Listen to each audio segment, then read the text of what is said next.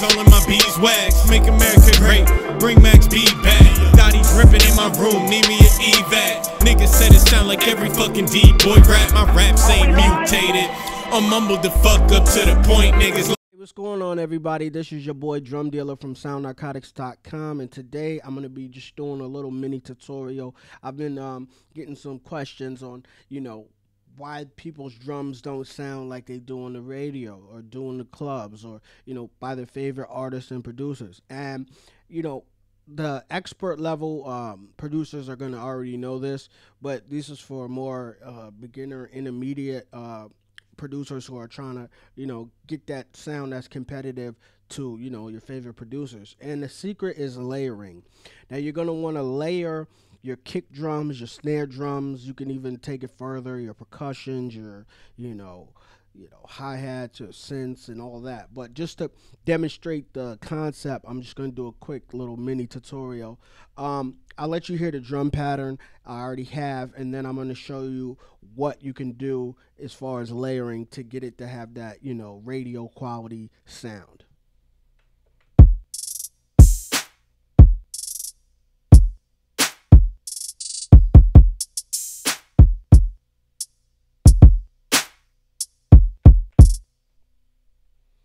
All right, now that's cool, and it's a decent pattern, decent knock to it, decent vibe.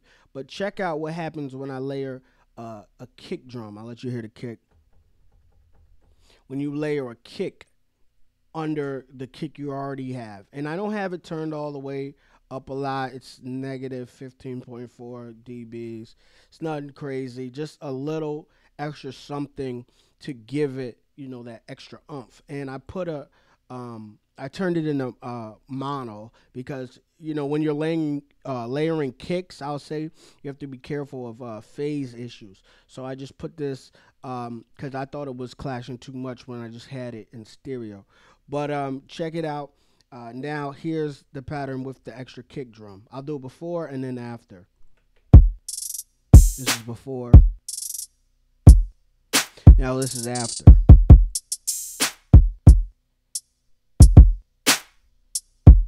See how it's got a, more bottom to it, more knock to it.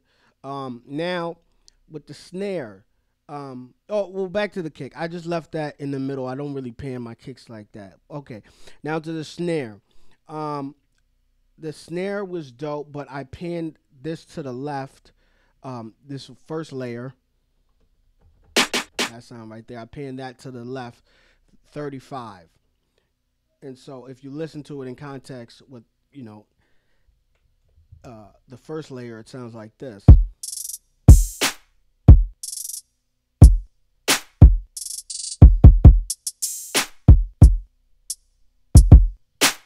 See, now it's got more, of a more dynamics, more depth, to it.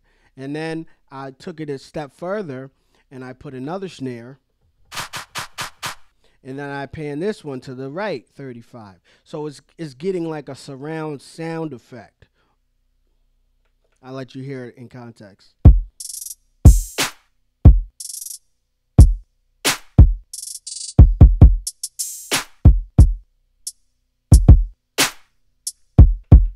See, now we're starting to get that, sound that you're hearing from all your favorite producers and artists where, it's really coming through your headphones or on your monitors. You're like, man, what are they doing to the snares? Are they compressing them? Does it have reverb on it? Did they chop them from drum breaks and then layer them? Did they, a lot of it is just layering, Now, I took it a step further. I added another layer on it. The first snare, the original snare, I panned it to the right, 4, and then I just did another layer, third layer. I panned it to the left, 4. So, I'm just trying to keep everything in balance. If I pan something to the right, 20, I'm going to pan the layer to the left 20, and so on and so forth. So now it's really starting to knock. Now I'll play it.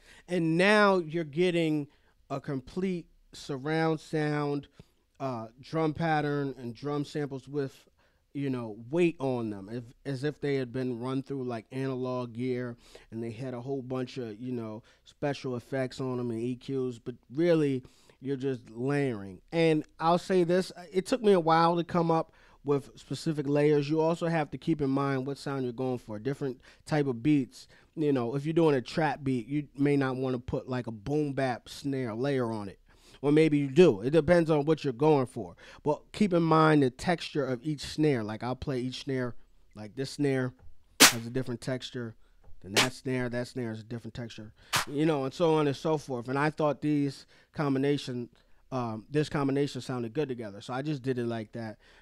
But like I said in past tutorials, it's all about the quality of your drum samples. If you want these sounds, all these sounds I use, you can get on soundnarcotics.com from my kits. So yeah, this is just a quick tip on how to get a professional sound without doing too much besides layering. All right, so keep making dope beats and be on the lookout for more tutorials. All right.